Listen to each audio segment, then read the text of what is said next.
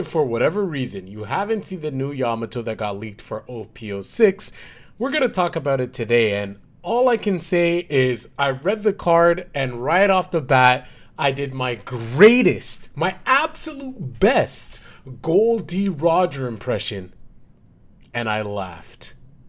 How's it going, everybody? My name is Ryan, aka say it with me, Blackbeard TCG. Hopefully you guys are all having an amazing day, and if not, hopefully I can make it a little bit better. Now look, we already made a video talking about power creep, right? We already talked about it in terms of the leaders, things getting stronger and stronger, and now we're taking a look at Yamato being a dual color leader for life, 5,000 power, standard from that standpoint, nothing special there. But then you read the ability and it starts to look a little bit crazy.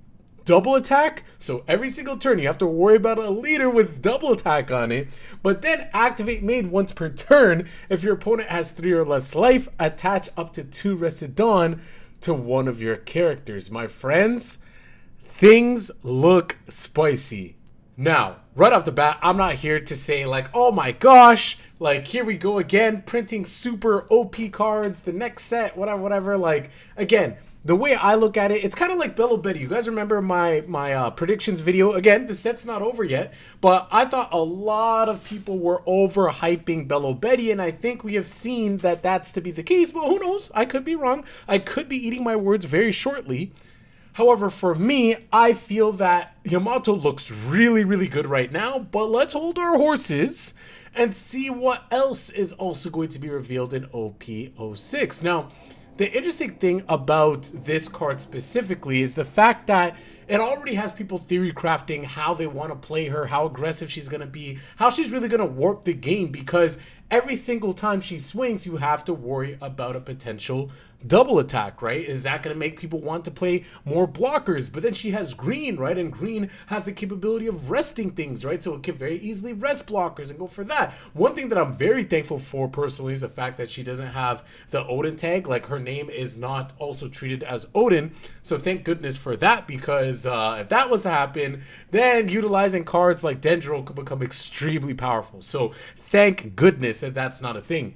However, regardless of that, it's still an extremely strong card. And so to me, I start thinking, I know a lot of people are thinking about like, oh yeah, this Yamato looks really good. People are like buying up the OP01 Yamatos and the OP04 Yamatos because of like the Wano cards, and they feel like, yeah, of course it's green, you're gonna be able to play it. Obviously there's Yamato in yellow as well. So people are buying up all those cards.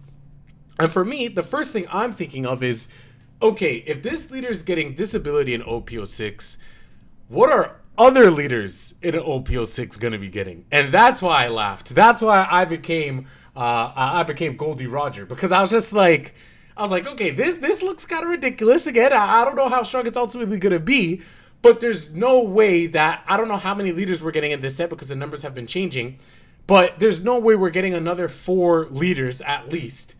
And they're all going to be worse than this one. And this is the first one that they're teasing. You guys know what I mean? Like, I'm sure there's going to be some other shit that comes out that's just going to have us be like, what? And so that has me excited. It has me a little bit worried. You know, we talked about power creep in my previous video. But it has me excited for what's to come. And more importantly, Blackbeard, I'm hoping, and here is my cope, okay? Here is my insane copium, okay? I'm hoping Blackbeard is also in this set, and Blackbeard is one of the leaders that'll be even more cracked than this leader.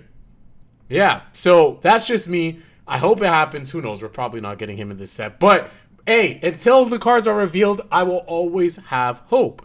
Now, let's bring things back to Yamato. So, of course, obviously, there's a wide pool of Wano cards to choose from yellow and green. And some people are saying, like, oh, yeah, like, again, the ability's strong. But there's also people on the other side saying, like, oh, like, no, it doesn't seem that strong at all. Like, especially if you look at the card pool. And to that I say, well, yeah, you know, you're looking at the card pool for the existing cards in Wano right now.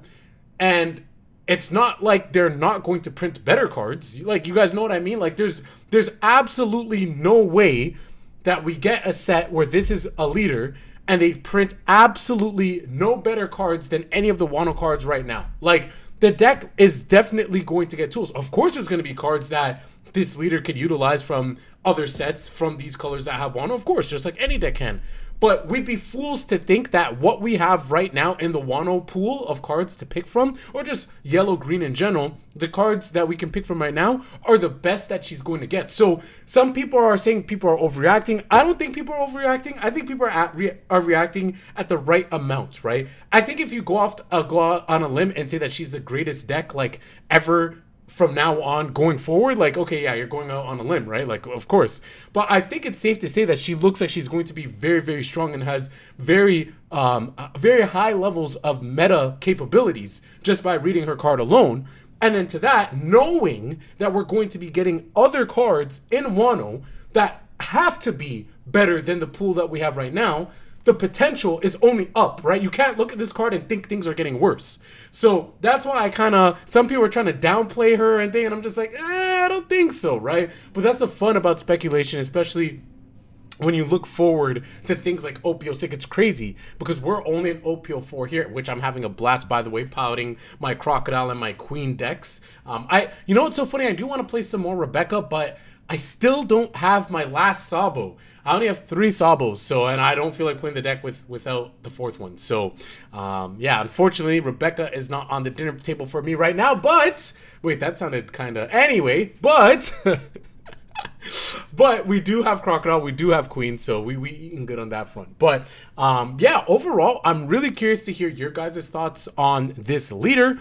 Are you guys excited? What does this mean for the rest of the OPO4 leaders? Let me know in the comment section below. And also, in addition to that, one thing that I want to say is that for me, I would very much like to see them not print so many leaders per set. I also want you guys to let me know in the comment section below what number of leaders do you guys think is a good amount per set to where people don't get bored seeing the same leaders, but then also introduce something new. Like, again, I'm a proponent of buffing things that we already have in the past and then sprinkling in some new things. So this might just be like my own take that you guys might disagree with, but I want to know what you guys think.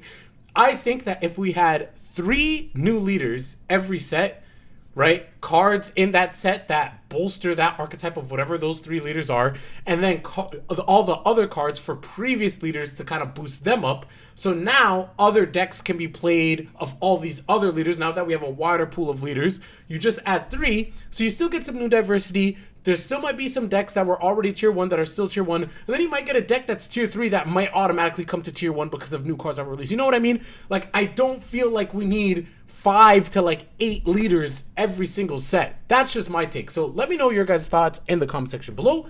With that being said, I'm out. Have an amazing day. Peace.